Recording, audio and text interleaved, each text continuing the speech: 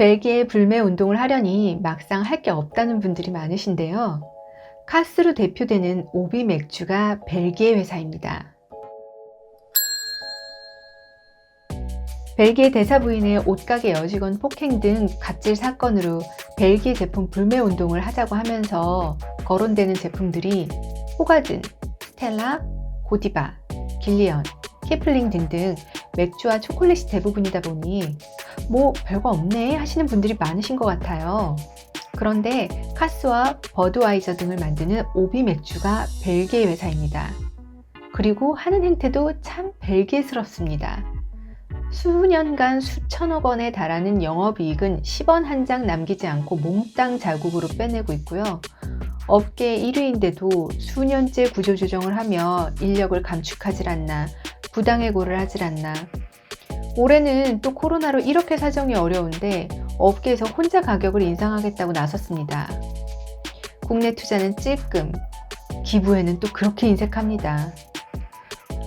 오로지 우리나라에서 이익만 보고 아무것도 기여하지 않으려는 것이 과거 제국주의 시절 벨기에가 식민지사하던 행태랑 똑같아 보이는 게 저만의 생각인지 모르겠습니다. 그럼 벨기에 기업 오비 맥주에 대해 좀 더 자세히 알아보겠습니다. 오비 맥주는 지난 2010년 네덜란드의 몰트 어퀴지션 주식회사에 인수되면서 외국계 기업이 됐다가 2014년 다시 벨기에 맥주 회사인 아노이저 부시 인베브의 자회사로 편입되면서 벨기에 회사가 됐습니다. AB 인베브는 오비 맥주 지분을 100% 보유하고 있고요. 지금 오비 맥주 사장인 배하준 사장의 본명은 벤 베르하르트로 역시 벨기에 출신입니다. 이 AB 인베브라는 회사는 버드와이저, 코로나, 스텔라 아르투아, 호가든 등을 생산하는 맥주업계 공룡입니다. 전 세계 맥주 시장의 20%를 차지하고 있으니 말 다 했죠. 그런데 한국에 왜 그리 인색하신지, 아니 인색하다는 표현도 모자랍니다. 돈을 안 쓰는 정도가 아니라 순이익보다 더 많은 금액을 배당금으로 빼가고 있거든요. 탈탈 털어가는 정도를 넘어서 쥐어짜간다고 해야 되나? 여튼 한국에서 발생하는 모든 이익금은 한 푼도 남김없이 모두 벨기에로 흘러들어가고 있습니다. 오비 맥주는 경년제로 배당을 실시하고 있는데요. 지금까지 모기업의 한 배당을 보면 2015년에 3,700억, 2017년에는 3,450억, 2019년에는 무려 4,390억 원의 배당금을 지급합니다.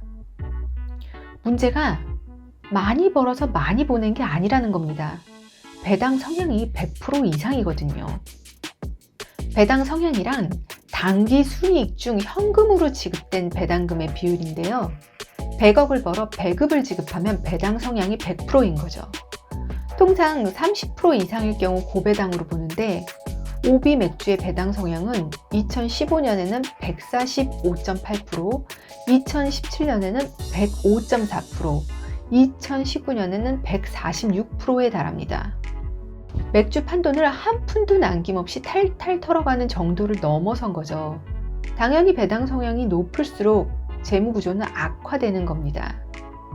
심지어 2019년에는 유상감자까지 해서 모 회사에 현금 3,500억 원을 지급합니다.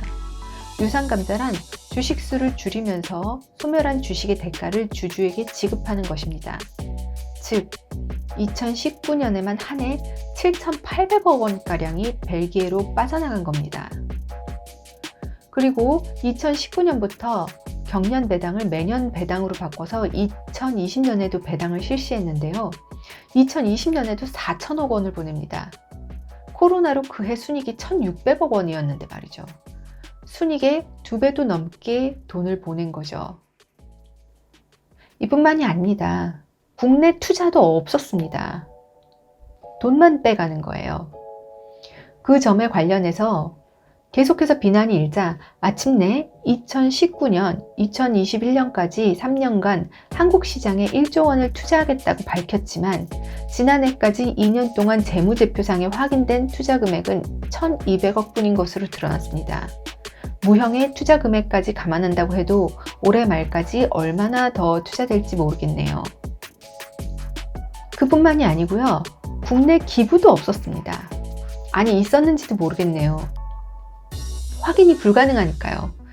오비맥주가 2015년부터 2019년까지 공개된 감사 보고서를 보면 기부금 항목 자체가 없다고 하네요. 2017년에는 아예 기부금 항목을 비공개하기도 했고요.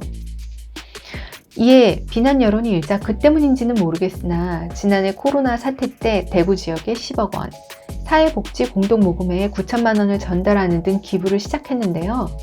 매년 수천억 원에 달하는 순이익에 비하면 좀 아쉬운 금액이죠.